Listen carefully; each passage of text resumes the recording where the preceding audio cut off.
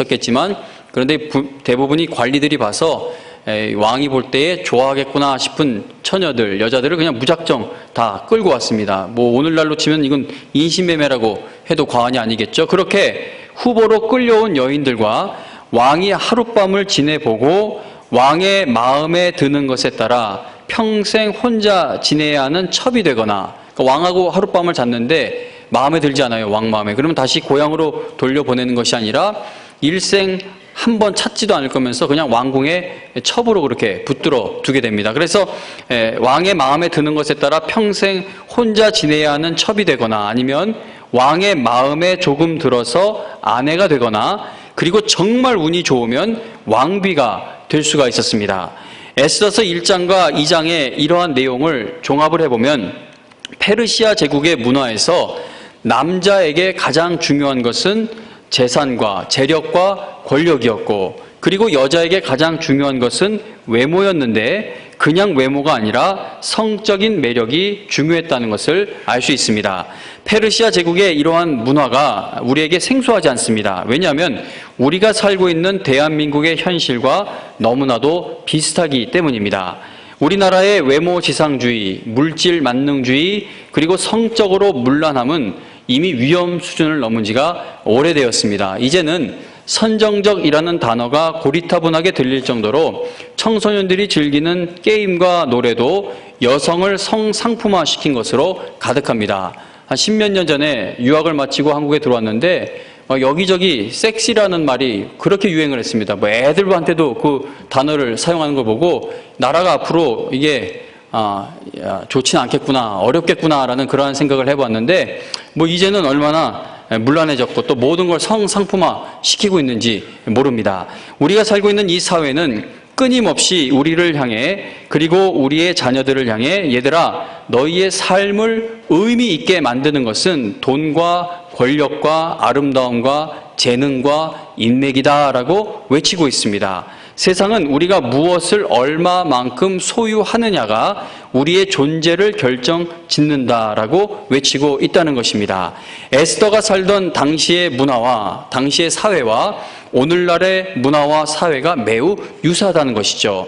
우리가 살고 있는 이 사회는 우리와 또 우리 자녀들에게, 얘들아 적어도 이 정도 자격증과 졸업장은 너에게 있어야 하고, 이 정도의 키와 이 정도의 아름다움은 있어야 하고, 적어도 이 정도의 돈은 가져야 하고, 그리고 적어도 이 정도 이력서는 채울 수 있어야 너는 이 사회에서, 세상에서 쓸모있는 사람이다라고 말해주고 있다는 것입니다.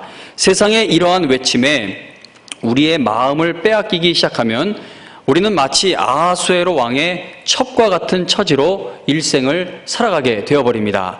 다른 사람들보다 운이 좋아 아하수에로 왕의 왕비가 되는 자리에까지 올라간다 하더라도 여전히 삶에는 자유함이 없게 됩니다. 모든 사람이 부러워하는 왕비의 자리에 올라갔지만 아하수에로 왕에게 붙들려 사는 것에는 변함이 없다는 것입니다. 여러분들의 삶이 어떠한 가치관에 의해서 끌려가고 있는지를 한번 점검해 보시기 바랍니다. 신앙생활이란 하나님 말씀 앞에서 끊임없이 내 자신을 점검해 보는 것입니다. 여러분들의 삶의 원동력은 무엇입니까? 여러분들이 열심을 내고 있는 삶과, 그리고 여러분들의 자녀들이 누리게 되기를 바라는 삶이 아하수에로 왕의 첩이 되려는 것은 아닌지 확인해 볼 필요가 있다는 것입니다. 물론 여기 모이신 여러분들은 부와 권력과 명예와 아름다움을 삶의 최고 가치로 여기지 않을 수도 있을 것입니다. 그러나 우리는 어떠한 방식으로든 세상의 그러한 문화와 가치관에 영향을 받지 않을 수는 없습니다. 목사님 나는 그렇게 뭐 세상 권력, 명예, 아름다움 그런 거 추구하는 사람 아닙니다 라고 말한다면 그 말이 맞기도 하지만, 그러나 우리가 알게 모르게 그러한 사회에서 살고 있기 때문에 그 영향력으로부터 완전히 자유롭지는 못하다는 것이죠. 에스더서 2장에서 보여지는 에스더의 모습을 한번 잘 생각해 보시기 바랍니다. 에스더 본인은 부자가 되고 아름다움을 최고로 여기며 명예와 권력을 쫓는 것을 삶의 최고의 목표로 두지 않았습니다. 에스더가 그걸 삶의 목표로 두고 살았던 것은 아닙니다. 그러나 에스더가 삶의 가치를 그러한 것들에 두지 않았다 하더라도 에스더서 2장에 보면 에스더는 아하수에로 왕과 페르시아 제국의 그 문화에 힘없이 끌려가는 모습을 보이고 있습니다. 에스더는 사촌 모르드게의 말에 순종을 하죠. 자기를 돌봐준 사람이기 때문에 이 모르드게가 하는 말엔 다 순종을 합니다. 그리고 왕궁에 끌려가서는 궁녀를 주관하는 내시 헤게의 말에 순종을 합니다. 2장 9절에 보면 헤게가 에스더를 좋게 보고 은혜를 베풀었다라고 말합니다. 그러니까 내시 헤게가 에스더를 특별히 챙겼던 이유는 에스더가 다른 처녀들보다, 다른 왕비 후보들보다 그의 말을 더 잘 들었기 때문입니다. 2장 15절에 보면 에스더가 차례대로 왕에게 나아갈 때에 궁녀를 주관하는 내시 헤게가 정한 것 외에는 다른 것을 구하지 아니하였다라고 말합니다. 그러니까 헤게가 말하는 거라면은 하나에서 열까지 에스더가 다 따른 것이죠. 뭐 다른 처녀들은 헤게가 이렇게 말을 하라고 해도 자기가 더 매력을 발산하는 그걸 뭐 했을지도 모르고 어쨌든 에스더만큼 헤게의 말을 잘 듣는 여인은 없었던 것으로 보여집니다. 에스더는 경쟁에서 살아남기 위해, 즉 페르시아 사회에서 생존하기 위해 남자들이 시키는 대로만 행동을 한 것이죠. 에스더는 남자들 앞에서 자신의 신념이나 원칙도 없어 보입니다. 오늘날 여성의 인권을 위해 힘쓰고 있는 사람들이 에스더를 본다면 좋은 말 안 하겠죠. 이럴 수가 있냐라고 아마 많은 비난을 쏟아붓지 않을까 생각되어집니다. 에스더의 행동은 세상 사람들의 기준으로 보아도 칭찬할 만한 모습이 없어 보입니다. 그리고 신앙적인 면을 살펴보아도 에스더는 칭찬받을 면이 없어 보입니다. 다니엘서 이야기를 한번 생각해 보시기 바랍니다. 다니엘과 그의 세 친구 사드락, 메삭, 아벳느고는 바벨론이라는 그 거대한 제국의 포로로 끌려가서도 율법에서 그 많은 음식은 먹지를 않았습니다. 그러니까 포로인 주제에 왕이 주는 음식을 거절한다는 것은 그거는 죽게 될지도 모르는 일이었습니다. 다니엘과 세 친구는 하나님 말씀을 지키는 일에 그들의 목숨을 걸었던 것입니다. 그들은 세상의 힘을 대표하는 바벨론 사회에서 포로였고 또 종교적으로 절대적 소수자였지만 그들의 신앙을 모든 사람들에게 분명히 드러내는 일에 조금도 주저하지 않았다는 것입니다. 다니엘과 세 친구들은 바벨론 제국에 반항을 하거나 뭐 역모를 꿈꾸거나 야 조금만 참자, 우리가 높은 자리에 올라가서 한번 이 사회를 뒤집어 보자, 뭐 그러한 어떤 역모를 꿈꾸거나 그 거대한 제국을 하나님의 능력으로 뒤집으려고 하지를 않았습니다. 그러나 그들은 하나님의 말씀에 순종하는 것만큼은 절대로 포기하지 않았다는 것입니다. 그러나 에스더가 왕비로 뽑히는 과정을 보면 에스더는 살아남기 위해 율법을, 하나님의 말씀을 반복해서 어깁니다. 에스더는 결혼도 하지 않은 남자인 아하수에로 왕과 하룻밤을 지내게 됩니다. 그리고 에스더는 하나님을 믿지 않는 이방인인 아하수에로 왕과 결혼까지 하게 됩니다. 에스더에게는 율법을 지키며 하나님 말씀대로 살아가는 것보다 자신의 안정과 성공이 우선순위에 있었던 것이죠. 에스더서 2장에 등장하는 에스더의 모습은 세상 사람들의 기준으로 보아도, 유대인들의 기준으로 보아도, 자유주의 신학자들이나 또는 보수주의 신학자들의 기준으로 보아도 페르시아 문화에, 그 사회에 자신을 팔아버린 사람의 모습처럼 보여집니다. 에스더를 이렇게 평가하는 게 너무 가혹하다고 생각될 수도 있을 것입니다.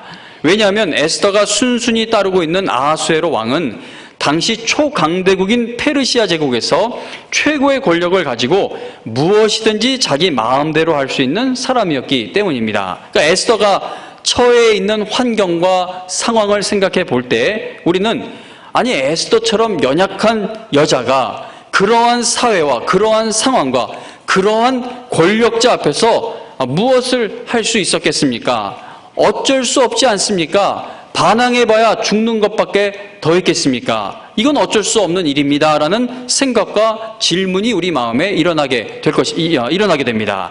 우리가 에스더서를 통해 깊이 고민해야 할 점이 바로 이것이죠.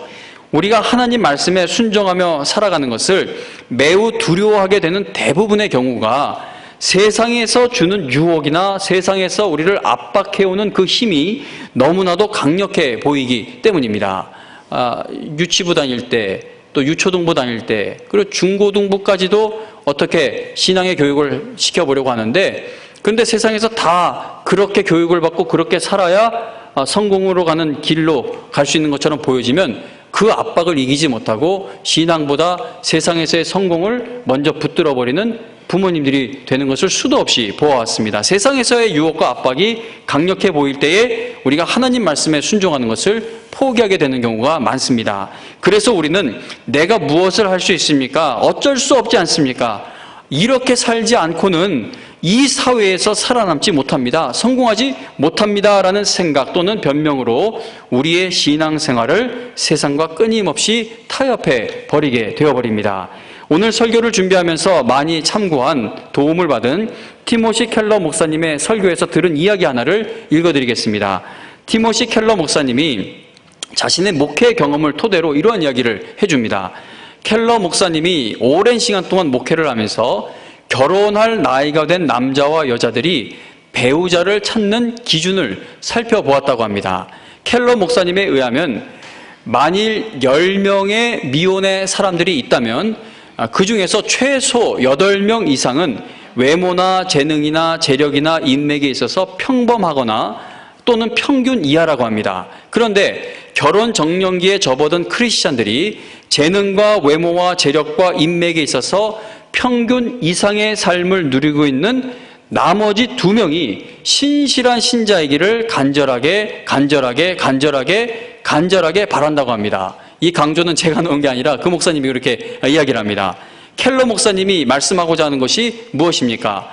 우리는 이미 이 세상의 문화에 사로잡혀 있는 경우가 많기 때문에 세상의 기준을 토대로 한 채 신앙의 우선순위를 정할 때가 많다는 것입니다. 그러므로 배우자를 구할 때에도 무엇보다 먼저 우리가 살고 있는 세상의 기준으로 사람을 판단한 다음에 신앙심이 제일 중요하다라고 말하고 있다는 것입니다. 10명을 두고 어느 사람의 신앙이 가장 좋냐라고 우리가 찾는 것이 아니라 이 수준보다 평범하거나 수준 밑에인 8명을 치워버리고 수준보다 훨씬 위에 있는 2명을 붙들고 그 사람들이 신앙의 사람이기를 구하는 것이 이 사회에서 영향을 받으며 살아가는 우리의 신앙의 모습일 때가 많다는 것입니다. 에스더서 2장에서 보여지는 이 하나님 말씀대로 사는 것에 무력한 에스더의 모습이 곧 오늘 이 시간 여러분과 저의 모습일 가능성이 매우 높다는 것이죠. 그렇다면 우리에게는 하나님께 쓰임받을 희망이 과연 있는 것입니까? 이미 이 사회에서 이렇게 물든 마음을 가지고 하나님을 섬기고 있다면 하나님께 제대로 쓰임받을 희망이 우리에게 있습니까? 우리가 여전히 하나님께 쓰임받을 수 있다는 사실을 에스더의 삶을 통해 한번 살펴보겠습니다. 아하수에로 왕에게 끌려간 에스더가 아하수에로 왕이 만들어 놓은 그 사회와 그 문화에서 어떻게 믿음으로 쓰임받게 되는지 그 과정을 한번 살펴보도록 하겠습니다. 에스더의 처음 모습은 에스더서의 초반에서 나오는 에스더의 모습은 우리에게 실망을 줍니다. 그런데 에스더서의 결론을 보면 에스더는 한 민족을 구원하는 일에 큰 공을 세운 용감한 믿음의 여인으로 우뚝 서 있게 됩니다. 아하수에로 왕이 만들고 다스리는 사회적 구조와 문화에 힘없이 이리저리 끌려다니던 에스더에게 반전의 결과가 있게 된 이유가 무엇입니까? 에스더서 1장, 2장 보면 정말 믿음이 전혀 없어 보이는 것 같기도 했던 그러한 여인이 에스더서 중반, 후반, 마지막에 가서는 하나님의 일꾼으로 우뚝 서 있게 된 그 이유가 무엇입니까? 하나님께서 일하셨기 때문입니다. 하나님께서 에스더를 포기하지 않으셨기 때문이라는 것이죠. 하나님께서 이 여인을 기다리시고 인내해 주셨기 때문입니다. 에스더뿐만이 아니라 우리가 존경하고 있는 성경의 모든 인물들이 다 그렇습니다. 우상을 섬기던 아브라함이 믿음의 조상이 된 것, 다윗이 밧세바와 간음하고 밧세바의 남편을 살인하고서도 하나님 마음에 맞는 사람으로 세워지게 된 것, 예수님을 믿는 사람들을 잡아다 죽이는 악하고 잔인한 박해자였던 바울이 전무후무한 선교 사역을 펼치며 신약 성경의 대부분을 기록하게 된 것, 이 모든 일들이 하나님께서 인내하시며 하나님께서 용서하시고 하나님께서 불쌍히 여기시며 하나님께서 택하신 우리들을, 택하신 사람들을 포기하지 않으셨기 때문에 이루어질 수 있었던 일이라는 것입니다.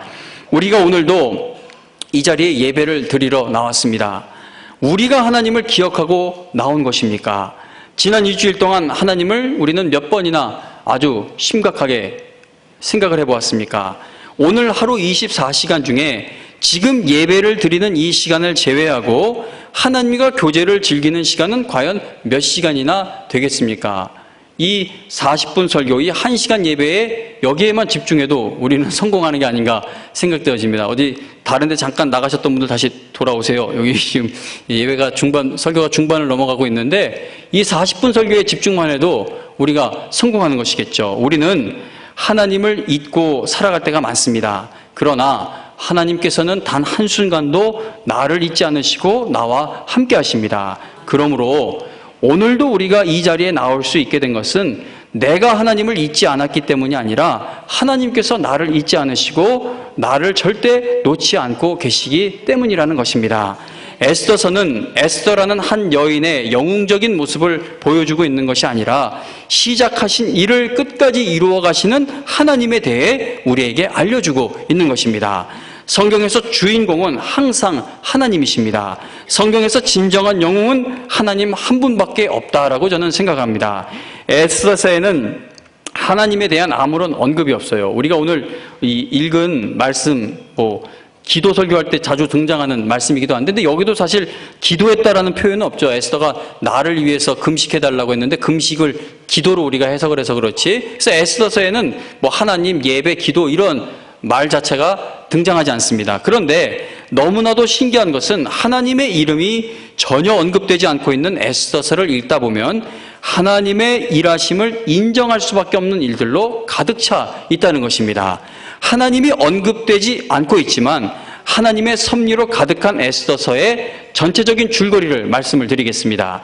에스더서는 당시 초강대국인 페르시아 제국의 아하수에로 왕이 잔치를 여는 이야기로 시작이 됩니다. 그러니까 세상의 힘이 얼마나 강력한지를 보여주면서 에스더서가 이제 시작됩니다. 잔치 기간 중 왕의 권위를 뒤흔드는 사건이 일어나게 되는데 왕비가 왕의 명령을 거부하고 사람들 앞에 나오지를 않습니다. 그러자 아하수에로 왕은 와스디, 그 왕비를 폐위시키고 새 왕비를 찾게 됩니다. 자, 이러한 상황에서 에스더와 모르드게가 등장을 합니다. 그리고 3장에 가서는 하만이라는 인물이 등장합니다. 아하수에로 왕이 하만을 높은 자리에 앉혔는데 모르드게에게는 하만을 존경을 하는 마음이 전혀 없어서 표하지 않습니다. 그러니까 그 왕이 높은 자리에 올린 사람이면 모든 백성들이 볼 때 다 굽신굽신거리는데 모르드게가 하만에게 인사를 하지 않습니다. 그러자 교만했던 하만은 자존심이 매우 상하게 되는데 그의 증오심을 모르드게뿐만 아니라 모든 유대인을 향하게 됩니다. 나에게 인사하지 않는 저 모르드게가 유대인 놈이구나. 저 모르드게만 죽일 게 아니라 유대인 전체를 다 그냥 멸절, 싹 청소를 해야 되겠다라고 마음을 먹고 계획을 세우게 됩니다. 하만이 왕을 설득해서 유대인들을 멸절시킬 음모를 세운 것을 눈치챈 모르드게는 왕비가 된 에스더에게 도움을 구하는데 그 이야기가 바로 오늘 읽은 본문의 말씀입니다. 에스더는 처음에 도움 요청을 거절하죠. 내가 왕에게 지금 부름을 받지 못한 지가 한 달이 됐는데 부르지 않는데 왕에게 가면 그거는 사형감입니다. 부르지도 않는데 어떻게 갑니까? 나는 못합니다라고 거절을 하는데, 그러나 결국 에스더는 목숨을 걸고 민족을 구하는 일에 뛰어들기로 결심을 하게 됩니다. 에스더는 왕에게 자기가 여는 잔치에 왕이 아끼는 하만이 참석해 줄 것을 부탁했습니다. 에스더가 민족을 구하기 위해서 애쓰고 계획을 세우고 있을 때 다른 한편에서 하만은 모르드게와 유대인들을 다 죽일 생각에 아주 신이 나 있었습니다. 하만은 모르드게를 죽여서 그 모르드게의 시체를 꿰어 매달기 위한 23m짜리 뾰족한 장대를 세우게 됩니다. 자, 이제 빨리 죽여서 저놈 내 말 안 들으면 어떻게 되는지 보여주겠다고 이 아주 높은 장대에다가 모르드게를 달아놓으려고 장대까지 준비해 놓습니다. 모든 것이 계획대로 진행되는 것을 보면서 하만의 마음이 얼마나 행복했는지 모릅니다. 그러나 그날 밤 하만의 모든 계획을 무너뜨리는 일이 일어나게 되죠. 아하수에로 왕이 잠이 오지 않자 뜬금없이 한밤중에 신하를 불러서 궁중실록을 읽게 했습니다.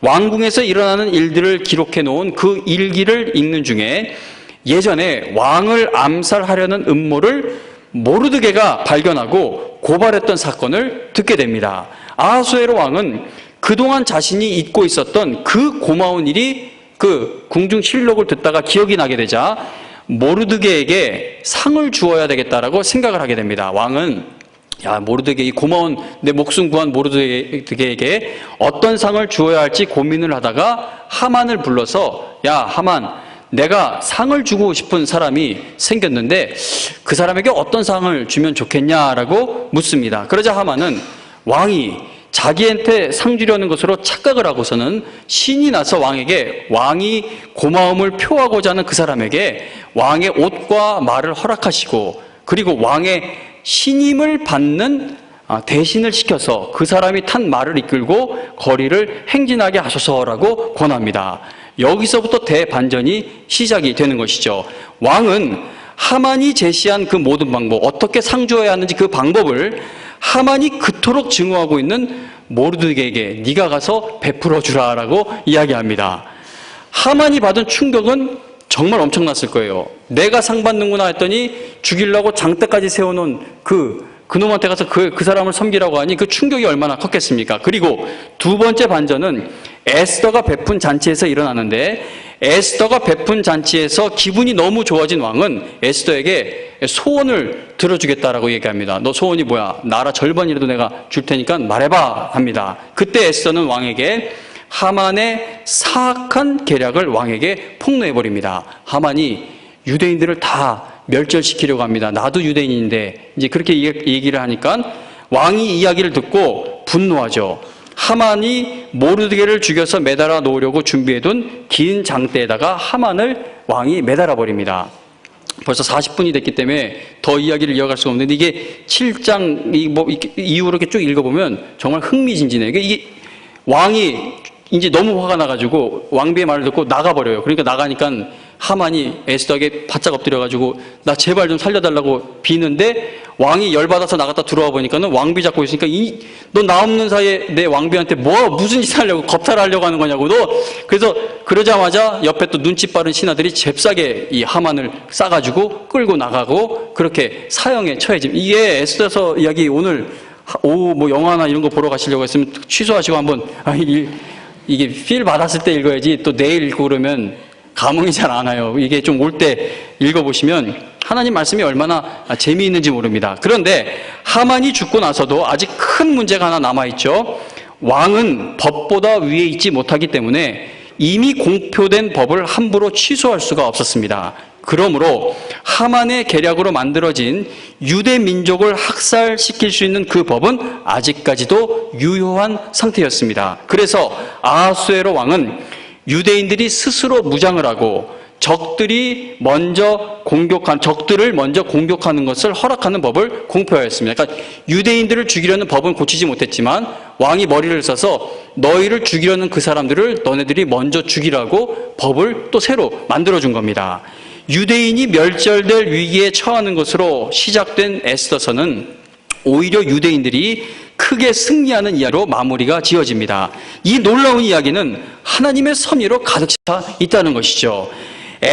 이 에스더서에서 일어나는 많은 일들이 다 우연처럼 보여지지만 사실은 눈에 보이지 않는 하나님께서 함께 하시며 하나님께서 쉬지 않고 일하신 것의 결과라는 것입니다.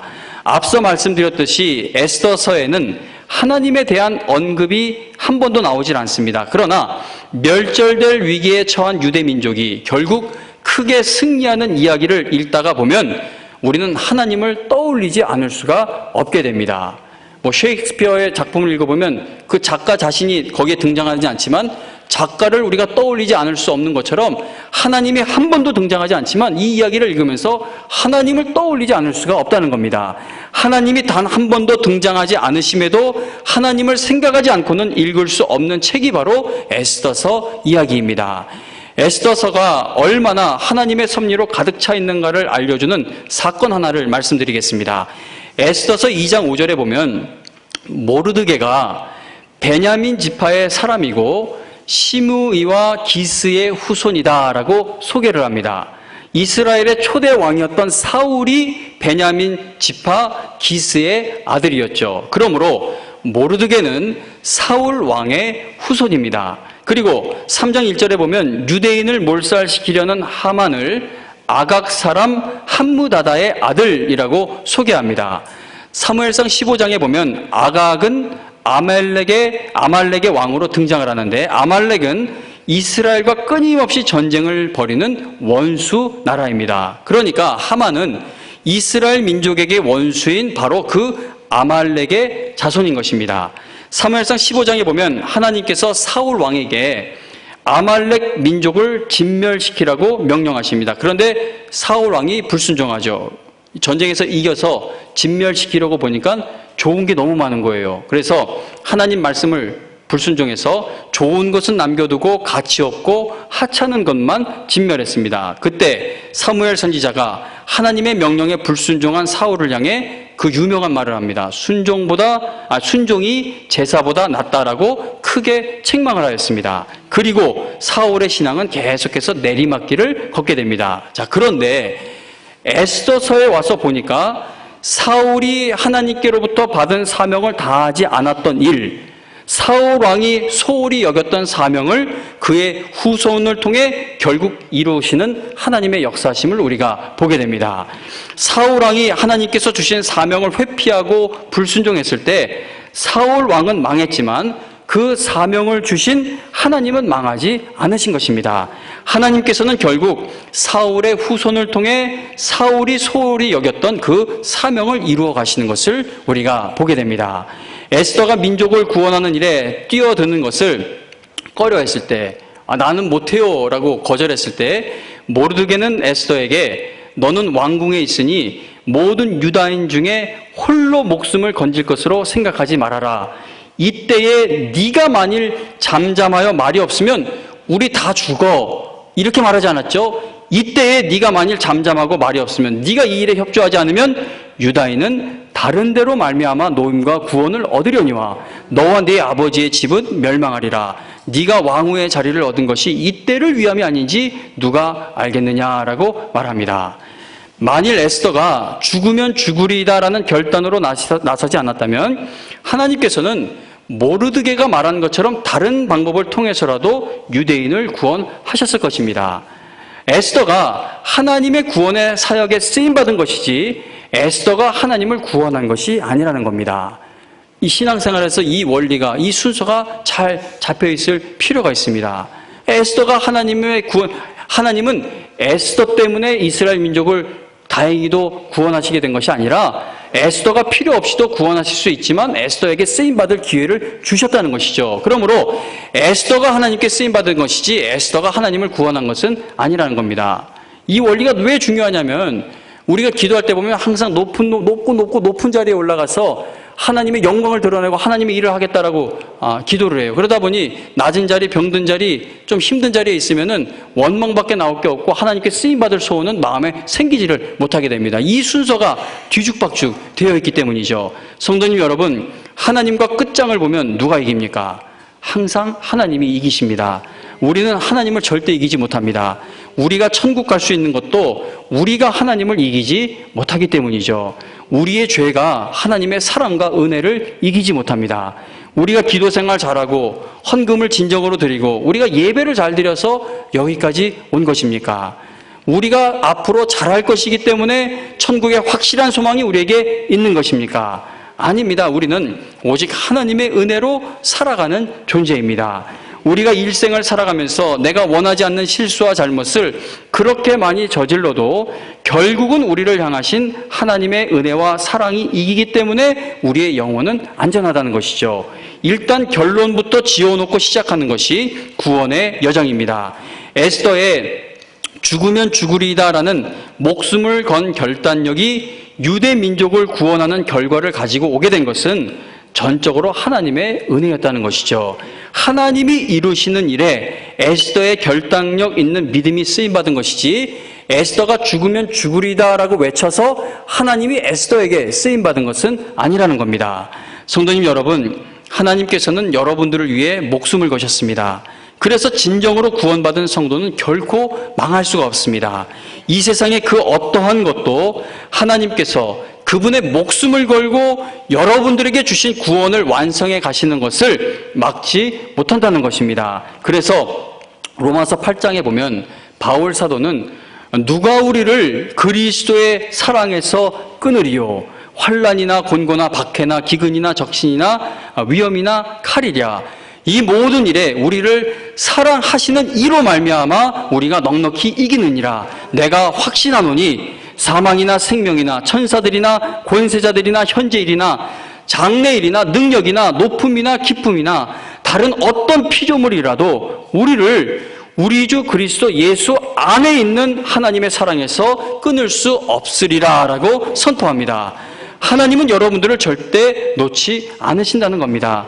하나님은 여러분들을 반드시 도우신다는 것이죠. 그러므로 하나님께 쓰임 받느냐 아니면 하나님께 쓰임 받지 못하느냐의 이 문제는 여러분들이 하나님을 얼마나 신뢰하느냐에 달려 있다는 것입니다. 내가 얼마나 잘난 체하고 죽으면 죽으리다라는 그것에 하나님의 일이 달려있는 것이 아니라 하나님은 이미 우리를 쓰시기로 사용하시기로 작정하시고 부르셨기 때문에 부름에 응답하는 의미로 죽으면 죽으리이다. 이 믿음이 있느냐 없느냐, 그것이 우리에게 주어진 책임인 것이죠. 유대 민족을 지키는 것은 하나님께서 반드시 이루어 가실 일이었습니다. 에스더가 불순종해도 이 일은 이루어질 일이었습니다. 그런데 에스더라는 한 여인이 그 하나님의 일에 쓰임받도록 부름을 받았다는 것입니다. 에스더가 순종하지 않았다면 하나님이 실패자가 되시는 것이 아니라 에스더가 쓰임받지 못하는 실패자가 되는 것입니다. 하나님께서는 반드시 여러분들을 도우실 것입니다. 하나님의 도우심과 인도하심은 천국에 도달하는 그날까지 절대 멈추는 법이 없습니다. 그러므로 아하수에로 왕의 방식대로 살아야 생존하고 성공할 수 있을 것처럼 보이는 저 세상에 나가서도 여러분들이 하나님의 자녀로서의 거룩한 자존심을 지킨다면 하나님께서 반드시 여러분들을 통해 하나님의 거룩하신 뜻을 이루어 가실 것입니다. 오래전에 한 20년 전쯤 유학생활을 할 때 도서실에서 미국 학교의 어느 도서관에서 책을 읽다가 손기정 선수에 관한 글을 읽은 적이 있습니다. 손기정 선수는 우리나라가 일본의 식민지 지배를 받고 있던 1936년 베를린 올림픽의 마라톤 선수로 참가하여 금메달을 수상하였습니다. 당시 대한민국은 일본의 지배 아래에 있었기 때문에 손기정 선수는 일장기를 달고 경기에 나가야만 했습니다. 그런데 당시 손기정 선수를 만났던 외국 선수들의 증언에 의하면 손기정 선수는 기회가 될 때마다 다른 나라 선수들을 찾아다니며 일장기를 달고서도 나는 대한민국 사람이다라는 말을 했다고 합니다. 그리고 우승해서 시상대에 올라가 있는 손기정 선수의 사진을 보면 얼굴이 매우 어둡죠. 3등을 했던 선수도 한국 사람이었는데 그분도 얼굴이 매우 어둡습니다. 두 사람 다 고개를 떨구고 있고, 그리고 손기정 선수는 1등한 선수에게만 주어지는 묘목을 들고 가슴에 있는 일장기를 가리고 시상대 그 위에서 이렇게 고개를 숙인 채 서 있는 그러한 사진이 있습니다. 비록 일본의 지배 아래에 있어 일장기를 달고 자신이 그토록 좋아하는 마라톤 경기를 뛰어야 했지만 손기정 선수는 자신이 한국 사람이라는 정체성과 자존심만큼은 절대 내려놓지 않았던 것입니다. 손기정 선수가 올림픽 마라톤에서 1등을 한 지 52년이 지난 후 1988년에 대한민국 서울에서 올림픽이 열리게 됩니다. 그때 76세의 노인이 된 손기정 선수가 성화 봉송 주자가 되어 마치 어린아이처럼 기쁨과 감격에 찬 모습으로 그 성화를 들고 운동장으로 뛰어 들어왔던 모습을 기억하실 것입니다. 손 선수의 그 벅찬 감격의 모습을 보면서 수많은 사람들이 함께 감격을 했었습니다. 손기정 선수가 느낀 감격은 말로 다 표현될 수 없는 기쁨이었을 것입니다.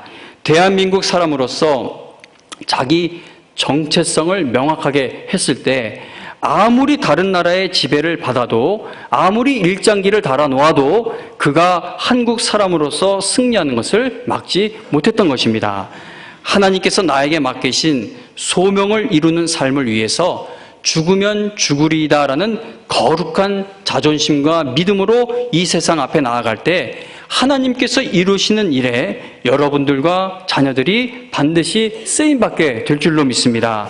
아하수에로 왕과 같은 세상이 여러분들의 정체성을 아무리 바꾸려고 하고 우리를 아하수에로 왕의 아내로 끌고 간다 하더라도 우리가 예수 그리스도의 신부인 그 정체성을 바꾸지는 못할 것입니다.